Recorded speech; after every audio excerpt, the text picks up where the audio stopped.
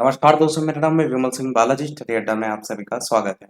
BPSC TRE 3.0 री exam को लेकर के लगातार टॉपिक वाइज हम आपको प्रश्न बीपीएससी के जितने भी प्रीवियस ईयर है सब कवर करा रहे हैं। इससे पहले वाला टॉपिक नहीं देखा हो, साइड में बटन वीडियो मिल जाएगा। आज हमारे दो टॉपिक हैं, एक तो राज्य के उच्च न्यायालय अधीनस्थ न्यायालय, उसके अलावा दूसरा जो मेन टॉपिक है वो है पंचायत, नगर पालिका और सहकारी समितियां। ये जो 8वां नंबर का टॉपिक है, यहाँ से आपको एक नया क्वेश्चन जरूर देखने को मिलता है, तो इसको अच्छे से पढ़िएगा। बाकी सबसे पहले स्टार्ट करते हैं टॉपिक नंबर 7 से। टॉपिक नंबर 7 के अंतर्गत सबसे पहला क्वेश्चन, किन राज्यों ने धारा 348(2) को प्रयोग से उच्च न्यायालय में हिंदी भाषा के प्रयोग को मान्यता दे दी है? उत्तर प्रदेश, मध्य प्रदेश, बिहार, राजस्थान। जो पहला ऑप्शन देख रहे हैं यही सही हो जाएगा। इस चीज को ध्यान दीजिएगा कि इसमें यूपी भी आ रहा है, बिहार भी आ रहा है। उत्तर प्रदेश, मध्य प्रदेश, बिहार और राजस्थान ने अनुच्छेद 348(2) के प्रयोग से उच्च न्यायालय में हिंदी भाषा के प्रयोग को मान्यता दी है। 348(2) में उपबंध यह है कि किसी राज्य का राज्यपाल राष्ट्रपति के पूर्व सहमति से उच्च न्यायालय के कार्रवाइयों में हिंदी भाषा या अन्य भाषा का प्रयोग प्राधिकृत कर सकेगा। दूसरा प्रश्न आपका, उच्च न्यायालय के कार्यक्षेत्र में बदलाव किसके द्वारा किया जा सकता है? केवल संसद, पहला ऑप्शन जो देख रहे हैं सही हो जाएगा। उच्च न्यायालय के कार्यक्षेत्र में बदलाव केवल और केवल संसद के द्वारा किया जा सकता है। संविधान का भाग 6 अनुच्छेद 214 से 232 में उच्च न्यायालय की स्थापना से संबंधित प्रावधान है, तो ये आर्टिकल ध्यान रखिएगा। और अनुच्छेद 231 के तहत संसद विधि द्वारा 2 या 2 से अधिक राज्य अथवा 2 या 2 से अधिक राज्य और संघ शासित क्षेत्र के लिए एक ही उच्च न्यायालय की स्थापना कर सकता है, तो ये वाला भी आर्टिकल ध्यान रखिएगा। आर्टिकल से देखा होगा एक नया क्वेश्चन आ ही जाता है, जैसे आपने देखा होगा अस्पृश्यता वाला आ गया था आपके पेपर में। अगला प्रश्न, एक उच्च न्यायालय का न्यायाधीश अपना त्यागपत्र संबोधित करता है राष्ट्रपति को, मुख्य न्यायाधीश को, या फिर उच्च न्यायालय के मुख्य न्यायाधीश को, या राज्यपाल को? उच्च न्यायालय राज्य स्तर पर होता है, और राष्ट्रपति यहाँ पर जो देख रहे हैं ऑप्शन, यहाँ पर पहला राष्ट्रपति जो है वो सही होगा। राज्यपाल के साथ यहाँ पर कंफ्यूज आपको नहीं होना है, क्योंकि उच्च न्यायालय की बात हो रही है।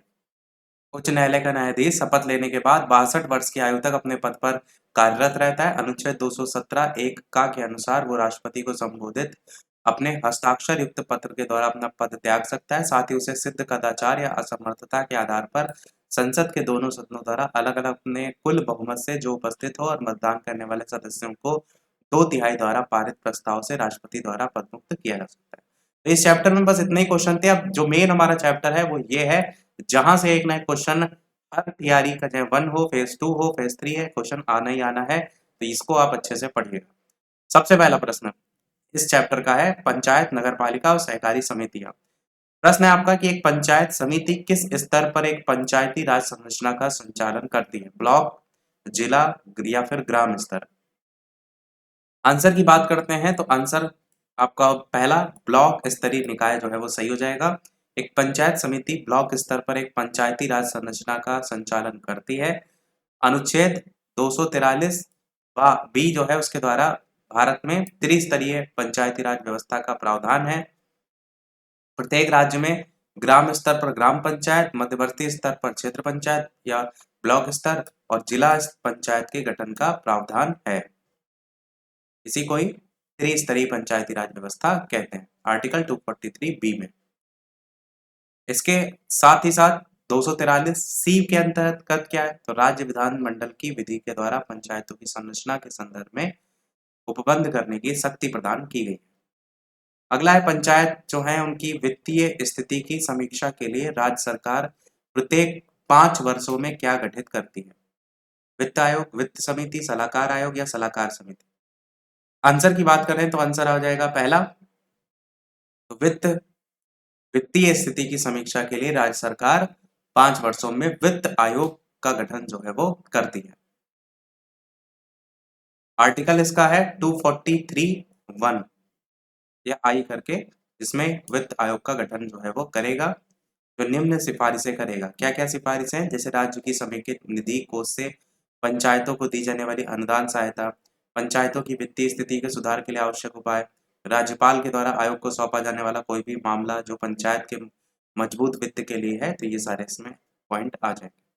अगला है, किसी राज्य में पंचायत व्यवस्था किस राज्य में नहीं है? नागालैंड, मिजोरम, मेघालय, केरल? और क्वेश्चन देखेंगे तो 2022 में ही आया हुआ है। आंसर आपका हो जाएगा ऑप्शन ई वाला, यानी इनमें से कोई नहीं है, इनमें से एक से अधिक। पंचायत व्यवस्था को लेकर के बात करें तो केरल राज्य में 3 स्तरीय पंचायती राज संस्थाएं हैं, जिसमें ग्राम पंचायत, प्रखंड पंचायत, जिला पंचायत लागू है। नागालैंड में ग्राम पंचायत, मिजोरम में ग्राम परिषद और मेघालय में स्वशासी जिला परिषद व्यवस्थाएं लागू हैं। तो इसलिए नागालैंड, मेघालय और मिजोरम तीनों में ही पंचायती व्यवस्था लागू नहीं है, इसलिए इनमें से एक से अधिक आपका यहाँ पर हो जाएगा। इन राज्यों में एक स्तरीय जनजातीय परिषद कार्यरत है। नागालैंड, मेघालय और मिजोरम में एक स्तरीय जनजातीय परिषद कार्यरत। अगर पंचायत का विघटन होता है तो चुनाव होने चाहिए 2 माह के अंदर, 6 माह के अंदर या 3 माह या 1 वर्ष। आंसर हो जाएगा आपका 6 माह के अंदर। आर्टिकल 243 डा का संबंध ग्राम पंचायतों के कार्यकाल से है, जिसके अनुसार निर्वाचन के बाद 5 वर्षों तक वो रहेगा। उसके बाद विघटन की स्थिति में पुनः चुनाव की अगर बात करें तो 6 माह के अंदर पुनः चुनाव करवाना अनिवार्य होगा। यदि 5 वर्षों की अवधि में शेष समय 6 माह से कम है तब निर्वाचन नहीं होगा। तो फिर नए के आपके हो जाएंगे। अगला है पंचायत सदस्य की अयोग्यता का प्रश्न कौन निर्धारित करेगा? राज्यपाल, मुख्यमंत्री, ऐसी संस्था जिसे राज्य विधानमंडल मुहैया करा सके या जिलाधीश। आंसर हो जाएगा आपका सी, यानी ऐसी संस्था जिसे राज्य विधानमंडल मुहैया करा सके। तो पंचायत सदस्य की अयोग्यता के प्रश्न का निर्धारण ऐसी संस्था या प्राधिकारी द्वारा किया जाएगा जिसे राज्य विधानमंडल विधि बना करके विहित करे। अनुच्छेद आपका है 243, जिसमें पंचायत सदस्यों की अयोग्यता से संबंधित प्रावधान है, और 73वां संविधान संशोधन 1992 के द्वारा पंचायती राज संस्थाओं को संवैधानिक दर्जा दिया गया है। ये तो आपको रटा ही होना चाहिए। भारतीय संविधान के भाग 9 अनुसूची 11 और अनुच्छेद 243 से 243 ओ तक में पंचायत जो है उनसे संबंधित प्रावधान का उल्लेख किया गया है। अगला है पंचायती राज इनमें से किसका विषय है? संघ सूची, राज्य सूची, समवर्ती सूची या अनुच्छेद 316। वेरी वेरी इंपॉर्टेंट क्वेश्चन आपका, तो बताइए कौन सा सही होगा। कई बार क्वेश्चन देखे आ भी चुका है। आंसर की बात करते हैं तो ये राज्य सूची का विषय है पंचायती राज, और 73वां संविधान संशोधन अधिनियम 1992 के द्वारा 11वीं अनुसूची जोड़ी गई है। इसी में पंचायती राज संबंधी 29 विषयों को रखा गया है। संविधान में भाग जो 9 है, इसमें पंचायत शीर्षक से अनुच्छेद 243 से ओ तक में पंचायत से संबंधित प्रावधान किए गए, जो कि अभी बताया भी था। इसे 7वीं अनुसूची के राज्य सूची के प्रविष्टि में 5 में रखा गया। मेन आप ये बस आर्टिकल याद रखिएगा। अगला क्वेश्चन आपका, संविधान का 73वां संशोधन किससे संबंधित है? राष्ट्रपति पर महाभियोग से, चुनाव आयोग की नियुक्ति से, शैक्षणिक संस्थाओं में सीटों के आरक्षण से या पंचायती राज प्रणाली से। आंसर अभी बताया भी मैंने, पंचायती राज प्रणाली से संबंधित है आपका 73वां संविधान संशोधन। ये भी क्वेश्चन आपका काफी बार पूछा गया है। किस संवैधानिक संशोधन के द्वारा पंचायती राज संस्थाओं को संवैधानिक स्तर प्राप्त हुआ है? 73, 71, 74, कौन सा सही होगा? तो 73वां संशोधन जो आप देख रहे हैं पहला ऑप्शन, ये भी आपका ऊपर हम बता चुके हैं, तो अब तक आपको रट गया होगा। पंचायती राज अपनाने वाला पहला राज्य इनमें से कौन सा था? उत्तर प्रदेश, मध्य प्रदेश, बिहार या फिर राजस्थान। आंसर की बात करते हैं तो आपका आंसर हो जाएगा ऑप्शन डी, यानी कि राजस्थान। बलवंत राय मेहता समिति 1957 की संस्तुति के आधार पर सबसे पहले 2 अक्टूबर 1959 को राजस्थान के नागौर में पंचायती राज की आधारशिला जो है वो रखी गई थी। इसे नाम दिया गया लोकतांत्रिक विकेंद्रीकरण। फिर 11 अक्टूबर 1959 को पंचायती राज प्रणाली प्रारंभ करने वाला आंध्र प्रदेश दूसरा राज्य जो है वो बना था। पहला राजस्थान, फिर दूसरा आंध्र प्रदेश। फिर 73वां संविधान संशोधन की बात तो ऑलरेडी हम कर चुके हैं कि 1992 के द्वारा पंचायतों को संवैधानिक दर्जा प्रदान किया गया था, और 24 अप्रैल 1993 से भारत में पंचायती राज व्यवस्था की त्रिस्तरीय प्रणाली को लागू कर दिया गया था। तो अधिनियम 1992, लागू 1993, तारीख 24 अप्रैल की। भारत में पंचायती राज व्यवस्था राजस्थान के बाद इनमें से किस राज्य में प्रारंभ की गई थी? केरल, उत्तर प्रदेश, आंध्र प्रदेश या गुजरात, कौन सा सही होगा? आंसर की बात करते हैं तो आंसर आपका हो जाएगा ऑप्शन नंबर सी, यानी कि आंध्र प्रदेश। पंचायती राज व्यवस्था राजस्थान के बाद आंध्र प्रदेश दूसरे नंबर पर, ऊपर हम आपको ऑलरेडी बता चुके हैं। भारत में पंचायती राज व्यवस्था सबसे पहले राजस्थान और कहाँ प्रारंभ की गई थी? हरियाणा, गुजरात, उत्तर प्रदेश या आंध्र प्रदेश। कहाँ ये की गई थी? आंध्र प्रदेश में जो है वो की गई थी। अगला क्वेश्चन है, पंचायती राज प्रथम बार प्रवर्तित किया गया था आंध्र प्रदेश, उत्तर प्रदेश, हिमाचल प्रदेश या राजस्थान? तो आंसर हो जाएगा आपका राजस्थान, और दूसरी बार आपका आंध्र प्रदेश। अगला प्रश्न आपका, पंचायती राज विचारधारा की शुरुआत इनमें से किसने की थी? अशोक मेहता समिति, बलवंत राय मेहता, जेके मेहता, हंस हसमुख भाई मेहता? कौन सा सही होगा? आंसर आपका कौन सा हो जाएगा? ऑप्शन ऊपर करवाया था, बलवंत राय मेहता समिति, इन्हीं की सिफारिशों के आधार पर ही आपका हुआ था। तो बलवंत राय मेहता समिति आपका सही हो जाएगा। सामुदायिक विकास कार्यक्रम 1952, राष्ट्रीय विस्तार सेवा 1953 की सफलता की जांच के लिए गठित की गई थी कमेटी बलवंत राय मेहता कमेटी। इन्होंने भारत में त्रिस्तरीय पंचायती जो प्रणाली है उसकी अनुशंसा की थी, जिसके आधार पर ही 2 अक्टूबर 1959 को नागौर राजस्थान में पंचायती राज की नींव जो है वो रखी गई। समर्थक के रूप में स्वतंत्रता पूर्व कौन कौन रहे थे? तो गांधी जी, गोपाल कृष्ण गोखले, विनोबा भावे आदि पंचायती राज की विचारधारा के समर्थक रहे थे। अगला है, विकेंद्रीकरण प्रणाली की सिफारिश किसने की थी? राजगोपालचारी, कृपलानी, मेहता जी या मेहता, बलवंत राय मेहता या अशोक मेहता? आंसर हो जाएगा बलवंत राय मेहता। तो भारत में सर्वप्रथम लोकतांत्रिक विकेंद्रीकरण प्रणाली त्रिस्तरीय की सिफारिश बलवंत राय मेहता समिति ने 1957 में की थी, और उन्हीं की सिफारिश के आधार पर ही जो राजस्थान के नागौर में पंचायती राज का उद्घाटन हुआ था।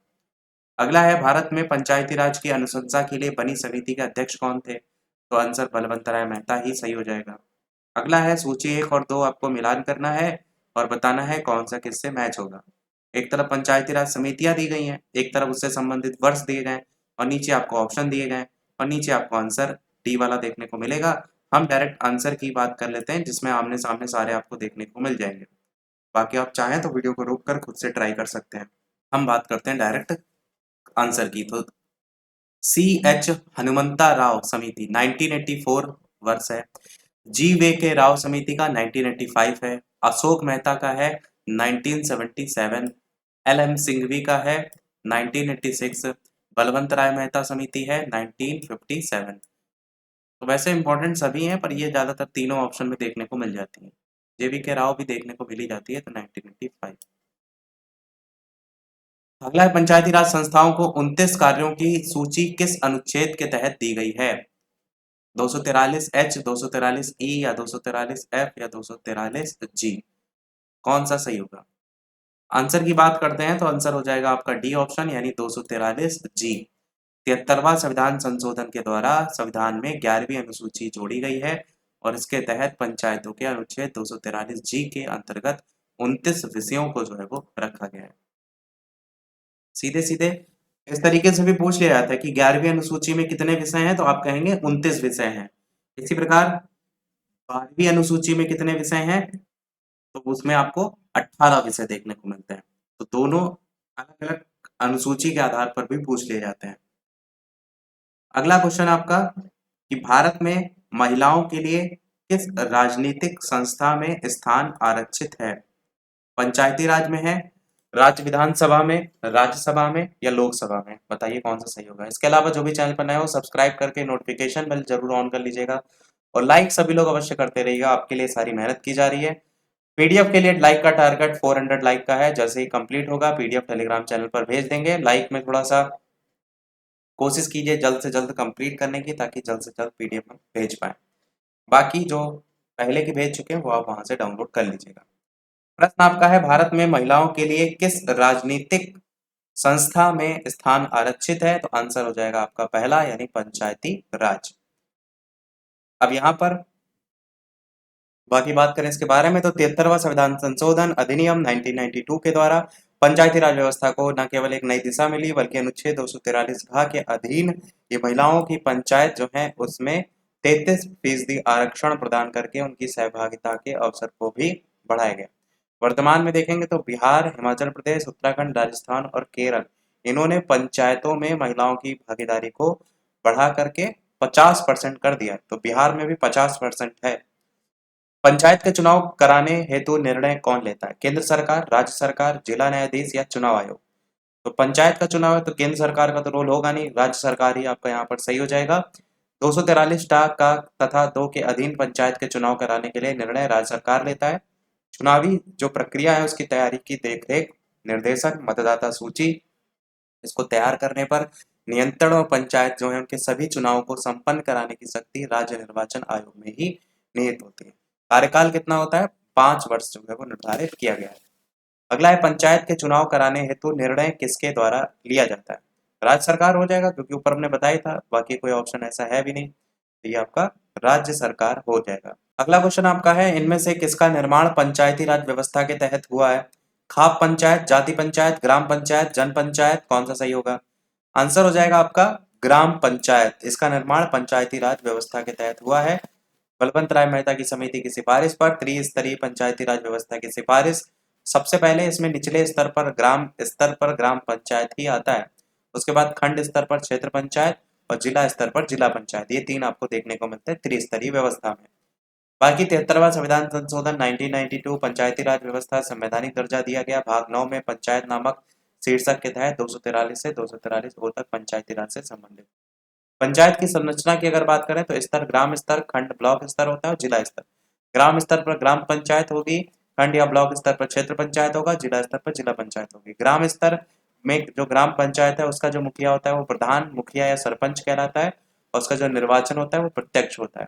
खंड या ब्लॉक स्तर पर जो अधिकारी होता है वो क्षेत्र पंचायत का प्रमुख कहलाता है और आपका निर्वाचन इसका अप्रत्यक्ष होता है। जिला स्तर पर जिला पंचायत जो होता है उसका अधिकारी होता है अध्यक्ष या चेयरमैन और यहाँ पर जो इसका निर्वाचन होता है वो अप्रत्यक्ष होता है। ये जो चार्ट देख रहे हैं वेरी वेरी इंपॉर्टेंट है, ये जरूर आपको रटा होना चाहिए मेन अधिकारी को लेकर के। अगला इनमें से कौन सा अनुच्छेद पंचायत के गठन के लिए राज्य सरकारों को निर्देश देता है? यह आर्टिकल भी बहुत पूछा जाता है। 33, 40, 48 या 50। तो पंचायतों के गठन को लेकर के आर्टिकल 40 आपका जो है यहाँ पर सही हो जाएगा और राज्य ग्राम पंचायतों के संगठन करने के लिए कदम उठाएगा। ये तो सारी चीजें नहीं, मेन आर्टिकल ध्यान रखिएगा। अगला है कि भारतीय संविधान के निम्नलिखित अनुच्छेद में से कौन सा अनुच्छेद राज्य की सरकारों को ग्राम पंचायतों को संगठित करने का निर्देश देता है? अनुच्छेद 32, 40, 48 या 51। तो यहाँ पर भी अनुच्छेद 40 ही आपका सही हो जाएगा। अगला इनमें से किस कमेटी आयोग ने न्याय पंचायत बनाने की सिफारिश की थी? बलवंत राय मेहता समिति, अशोक मेहता समिति, जेवी के राव समिति या सरकारी आयोग? कौन सी कमेटी थी? आंसर हो जाएगा अशोक मेहता कमेटी। दिसंबर 1977 में जनता पार्टी की सरकार ने अशोक मेहता की अध्यक्षता में पंचायती राज संस्थाओं पर एक समिति का गठन किया था।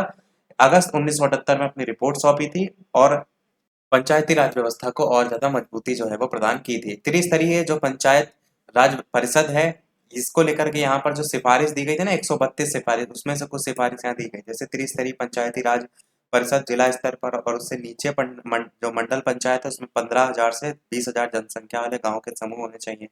न्याय पंचायत को विकास पंचायत से अलग निकाय के रूप में रखा जाना चाहिए। एक योग्य न्यायाधीश द्वारा इसका सभापतित्व किया जाना चाहिए। उल्लेखनीय यही है कि बलवंत राय मेहता समिति ने लोकतांत्रिक विकेंद्रीकरण से सरकारी आयोग का जो संबंध है वो केंद्र राज्य, ये तो अलग से पॉइंट लिखा है, इसको भी याद रखिएगा। सरकारी आयोग का संबंध केंद्र राज्य संबंध से। जेवी के राव समिति का संबंध पंचायती राज सांख्यिकी की तर्क संगतता से है। अगला इनमें से कौन सा कार्य स्थानीय स्वशासन के अधिकार क्षेत्र में नहीं आता है? आपसे पूछा गया। सार्वजनिक स्वास्थ्य, स्वच्छता, जनोपयोगी सेवा, सार्वजनिक अनुशासन का रखरखाव, कौन सा सही होगा? आंसर की बात करेंगे तो डी ऑप्शन हो जाएगा सार्वजनिक अनुशासन का रखरखाव। तो ये इसमें नहीं आता है, किसमें? स्थानीय स्वशासन के अधिकार क्षेत्र में। बाकी इसके लिए संविधान में 11वीं 12वीं अनुसूचियों का उल्लेख किया गया है। 11वीं अनुसूची में पंचायतों के कानून क्षेत्र के साथ 29 विषय हैं, ये मैंने अभी ऊपर बताया भी था कि ये विषय पूछे जाते हैं, तो टोटल 29 विषय। और 12वीं अनुसूची में कितने विषय हैं? तो 18। 12वीं अनुसूची नगर पालिकाओं से संबंधित और जो 11वीं अनुसूची है वो पंचायतों के कानून क्षेत्र के से संबंधित। बाकी इसमें आते कौन कौन से हैं वो भी पॉइंट लिखे हुए हैं, चाहे तो इनको भी देख सकते हैं, जैसे सफाई, कूड़ा करकट, जन सुविधाएं, विद्युत व्यवस्था, पार्किंग स्थल, बस स्टैंड, जन सुविधाएं, ये सब ये जो विषय ऊपर है ना उन्हीं का ही उल्लेख यहाँ पर किया गया है। किस राज्य या किन राज्यों ने पंचायती राज संस्थाओं में स्त्रियों के 50% आरक्षण को वैध किया है? तो बिहार ने तो किया है, क्योंकि मैंने अभी ऊपर ही बता दिया था आपको। उसके अलावा उत्तराखंड, मध्य प्रदेश, हिमाचल प्रदेश, इनमें से कौन सा यहाँ सही होगा वो आपको बताना है। बाकी भी राज्यों के नाम बताए थे, अब आपको इनमें ऑप्शन में से बताना है, तो आप कहेंगे बिहार तो है ही है। इसमें केवल तीसरा लिखा है, तो पहले कट गया। दूसरा तीसरा पहला नहीं है, ये भी कट गया। इसमें भी पहला नहीं है, ये भी कट गया, तो बचा तो डी ऑप्शन, या तो फिर इनमें से कोई नहीं वाला ऑप्शन। तो डी वाला ही सही होगा। इनमें से बिहार, उत्तराखंड, मध्य प्रदेश, हिमाचल प्रदेश सभी हो जाएंगे। वर्तमान में आंध्र प्रदेश, केरल, छत्तीसगढ़, झारखंड, अच्छा और भी राज्य लिखे हैं इन ऑप्शन के अकॉर्डिंग, मतलब इन ऑप्शन के अलावा। तो वर्तमान में आंध्र प्रदेश, केरल, छत्तीसगढ़, झारखंड, महाराष्ट्र, उड़ीसा, राजस्थान और त्रिपुरा में महिलाओं के लिए 50% स्थान पंचायतों में सुरक्षित किए गए। उल्लेखनीय है कि बिहार, उत्तराखंड, हिमाचल प्रदेश, असम, गुजरात, कर्नाटक, पंजाब, सिक्किम, तमिलनाडु, तेलंगाना, पश्चिम बंगाल और मध्य प्रदेश में पंचायती राज संस्थाओं में महिलाओं के लिए पहले से ही 50% आरक्षण लागू है। तो ये राज्यों के नाम आप एक बार देख लीजिएगा। अगला है आपका, भारत में ब्लॉक स्तर पर बनी पंचायत समिति केवल है, एक सलाहकार निकाय है, एक सलाहकार समिति है, समन्वय और पर्यवेक्षी प्राधिकारी है, प्रशासनिक अधिकारी है। तो ब्लॉक स्तर पर जो बनी पंचायत समिति होती है वो आपकी प्रशासनिक प्राधिकारी जो है वो सही होगा। ब्लॉक स्तर पर पंचायत समिति एक प्रशासनिक प्राधिकरण के रूप में काम करती है, ग्राम पंचायत और जिला प्रशासन के मध्य संपर्क स्थापित करती है। क्षेत्र पंचायत में निर्वाचित सदस्यों के द्वारा अपने में से एक प्रमुख, उप प्रमुख और कनिष्ठ उप प्रमुख का चुनाव किया जाता है। क्षेत्र पंचायत को सौंपे गए कार्य समितियों के माध्यम से संचालित किए जाएंगे। अगला, एक विकास खंड पर पंचायत समिति होती है, एक सलाहकार, एक प्रशासकीय या एक परामर्शदात्री या एक निरीक्षण। तो आंसर हो जाएगा एक प्रशासकीय अधिकरण के रूप में जो है ये कार्य करती है, जो कि ऊपर आपने क्वेश्चन में देखा भी। अशोक मेहता समिति ने निम्नलिखित में से किसकी सिफारिश की थी? पंचायती राज की त्रिस्तरीय की या द्विस्तरीय की या एकल स्तरीय की या बहुस्तरीय की? देखिए, त्रिस्तरीय तो बता ही चुके हैं कि अशोक मेहता समिति नहीं है, बलवंत राय मेहता समिति, तो बाकी ऑप्शन कोई होगा तो ऑप्शन दूसरा हो जाएगा, यानी द्विस्तरीय जो सरकार है उसको लेकर के अशोक मेहता समिति ने सिफारिश की थी और वो की थी 1977 में। और द्विस्तरीय पंचायती राज व्यवस्था की स्थापना की सिफारिश की थी इन्होंने। बलवंत राय मेहता समिति ने 1957 में पंचायत जो त्रिस्तरीय पंचायती राज पद्धति है उसकी स्थापना का सुझाव दिया था। अगला, पंचायती राज की त्रिस्तरीय प्रणाली में आता क्या क्या है? ग्राम पंचायत, पंचायत समिति, ब्लॉक समिति।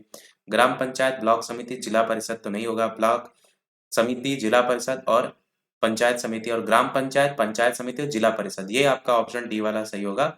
ये आपके तीनों त्रिस्तरीय में जो है वो आते हैं, ग्राम पंचायत, पंचायत समिति और जिला परिषद। यद्यपि पश्चिमी बंगाल में ये 4 स्तरीय है, ग्राम पंचायत, अंचल पंचायत, आंचलिक पंचायत और जिला परिषद। कई राज्य हैं जिनमें 1 स्तरीय भी है और 2 स्तरीय पंचायती संस्थाएं भी हैं, जो कि अभी ऊपर एक क्वेश्चन आया था वहां बताया था। ये पश्चिम बंगाल वाला याद रख सकते हैं क्योंकि यहाँ पर 4 स्तरीय है। अगला क्वेश्चन, भारत में इनमें से कौन सा विषय पंचायती राज संस्थाओं की शक्तियों के अंतर्गत नहीं आता है? भूमि सुधारों का क्रियान्वयन, न्यायिक पुनर्वीक्षण, निर्धनता निवारण कार्यक्रमों का क्रियान्वयन, इनमें से कोई नहीं। कौन सा सही होगा? आंसर की बात करते हैं तो आंसर आपका हो जाएगा जो नहीं आता है वो आपका है न्यायिक पुनर्वीक्षण। संविधान के 73वें संशोधन के द्वारा संविधान में 11वीं अनुसूची जोड़कर उसमें 29 ऐसे विषयों का उल्लेख किया गया जिसमें पंचायतों को शक्ति प्राप्त होती है। ये विषय कौन कौन से हैं? जिसमें से कृषि विस्तार हो गया, भूमि सुधार हो गया, चकबंदी है, भूमि अनुरक्षण है, लघु सिंचाई है, पशुपालन, दुग्ध और मुर्गी पालन, लघु वन उत्पाद, ग्रामीण आवासन, पेयजल, ईंधन और चारा, ग्रामीण विद्युतीकरण, गैर पारंपरिक ऊर्जा स्रोत, गरीबी उपशमन कार्यक्रम, तकनीकी शिक्षण, व्यावसायिक शिक्षा, लोक वितरण प्रणाली, स्त्री और बाल विकास, ये सब आपके इसमें आते हैं। न्यायिक पुनरीक्षण का अधिकार सर्वोच्च न्यायालय और उच्च न्यायालय को प्राप्त है।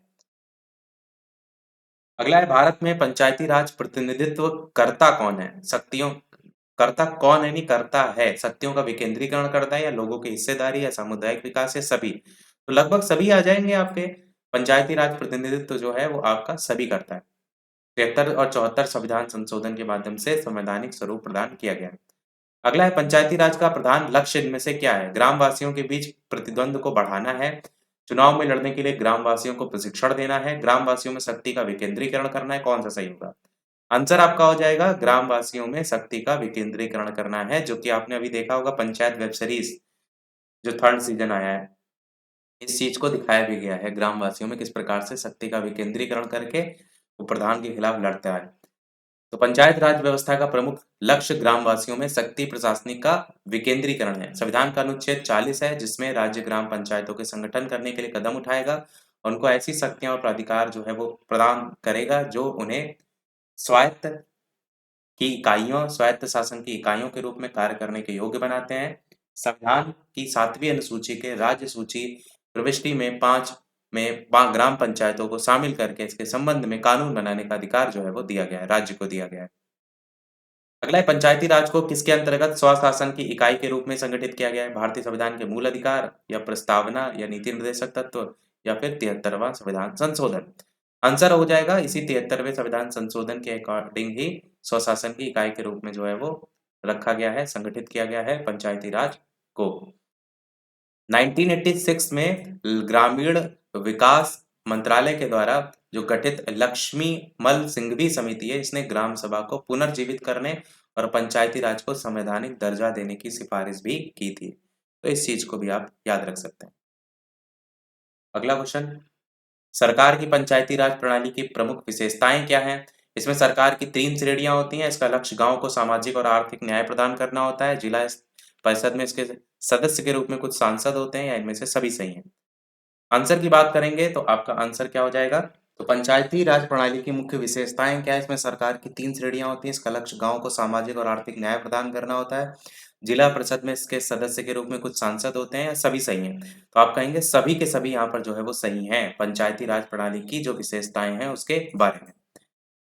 और 73वां संविधान संशोधन 1992 के द्वारा जो व्यवस्थाएं की गई हैं, सरकार की 3 श्रेणियां, लक्ष्य गांव को सामाजिक आर्थिक न्याय, जिला परिषद में इसके सदस्य के रूप में कुछ सांसद। अगला है, निम्न तिथियों में से किस तिथि को पंचायती राज संस्था को संविधान या 73वां संशोधन अधिनियम 1992 के द्वारा संवैधानिक पद दिया गया है? तो किसके द्वारा? 23 अप्रैल 1993, 20 दिसंबर 1993, 23 अप्रैल 1994 या 20 दिसंबर 1994? आंसर यहाँ पर आपका इनमें से कोई नहीं होगा क्योंकि 24 अप्रैल 1993 को लागू हुआ था और अधिनियम तो बता ही चुके हैं 73वां संशोधन, इसलिए 24 अप्रैल को पंचायती राज दिवस मनाया गया था, जो कि इनमें से किसी भी ऑप्शन में नहीं है, इसलिए आंसर क्या होगा? इनमें से कोई नहीं। अगला क्वेश्चन आपका है, निम्न कमेटी जो है उनमें से कौन सी एक पंचायती राज संस्था से संबंधित ही नहीं है? कौन सी नहीं है? पीवीएन राव समिति या राव कमेटी या फिर LM. Singhvi committee, Ashok Mehta committee या बलवंत राय मेहता कमेटी? तो कौन सी नहीं है? पीवीएन राव कमेटी इसमें से संबंधित नहीं है। बाकी तो तीनों है ही हैं क्योंकि तीनों के बारे में बात कर चुके हैं। ये देख लीजिए, पीवीएन राव कमेटी किससे संबंधित है? तो ग्रामीण विकास और गरीबी उन्मूलन से संबंधित है। अगला है आपका 11वीं अनुसूची के द्वारा पंचायती राज संस्थाओं को कितने विषयों पर नियंत्रण करने का अधिकार दिया गया है? 18, 29, 27? 11वीं अनुसूची में तो आपके 29 विषय थे, ये बता चुके हैं आपको। तो ये आपके सारे इसमें जितने प्रश्न थे समाप्त हुए। अब हम देखते हैं टीचिंग वाले पोर्शन या 2023 वाले पोर्शन में क्या कुछ क्वेश्चन है। तो एक तो हमने चैप्टर पहले ये कराया था उच्च न्यायालय, अधीनस्थ न्यायालय, संघ राज्य क्षेत्र वाला। इसमें देखेंगे तो बीपीएससी प्री 2023 में क्वेश्चन ये पूछा गया कि उच्च न्यायालय में न्यायाधीशों की संख्या निर्धारित करने का अधिकार किसके पास होता है? तो ये आपका राष्ट्रपति के पास अधिकार होता है। राष्ट्रपति आपका सही हो जाएगा। आर्टिकल 217 है जिसके अकॉर्डिंग उच्च न्यायालय के न्यायाधीश की नियुक्ति राष्ट्रपति के द्वारा भारत के मुख्य न्यायाधीश और संबंधित राज्य के राज्यपाल के परामर्श के अकॉर्डिंग की जाती है। और सर्वोच्च न्यायालय में न्यायाधीशों की संख्या संसद के द्वारा निर्धारित की जाती है। इस लाइन को भी याद रखिएगा क्योंकि दोनों ही चीजें आपको क्वेश्चन कराए उनमें पूछी गई है। अब जो बाद वाला जो चैप्टर है पंचायत, नगरपालिका, सहकारी समिति, यहाँ पर देखेंगे तो BPSC school teacher 2023 paper 2 shift 2 यानी कि प्राइमरी लेवल पर एक क्वेश्चन आपसे पूछा गया है कि भारत की केंद्रीय सरकार का पंचायती राज मंत्रालय इनमें से किस वर्ष निर्मित हुआ था? 2002 से 3 में, 4 में, 5 से 6 में? कौन सा सही होगा? तो आंसर 2004 जो है वो सही होगा। भारत की केंद्रीय सरकार का पंचायती राज मंत्रालय 2004 में निर्मित हुआ था। पंचायती राज संस्थान भारत में ग्रामीण स्थानीय स्वशासन की एक प्रणाली है। स्थानीय स्वशासन का अर्थ क्या होता है? स्थानीय लोगों द्वारा निर्वाचित निकाय के द्वारा स्थानीय मामलों का प्रबंधन करना। तो ये हमारे सारे जो टॉपिक के प्रश्न थे समाप्त हुए। अब एक प्रश्न आपसे भी, जैसे कि सभी वीडियो में हम आपसे एक नेक्स्ट प्रश्न पूछते हैं, तो इसका आंसर आपको वीडियो के मेन कमेंट में बताना है। इसके अलावा जो भी चैनल पर नए हो, वीडियो लाइक, शेयर, सब्सक्राइब जरूर करते रहिएगा। और टेलीग्राम चैनल से नहीं जुड़े हो, बालाजी स्टडी अड्डा सर्च करके जुड़ सकते हैं। प्रश्न आपके लिए है कि भारतीय संविधान के कौन से अनुच्छेद के अंतर्गत लोकसभा में अनुसूचित जातियों के आरक्षण का प्रावधान है? 330, 331, 332, 333? तो अपना आंसर वीडियो के मेन कमेंट में टाइप करके बताइएगा। आज के वीडियो में फिर इतना ही रखते हैं। मिलते हैं अगले वीडियो में कुछ नए प्रश्नों के साथ, नए टॉपिक के साथ। तब तक के लिए सभी को नमस्कार, जय हिंद।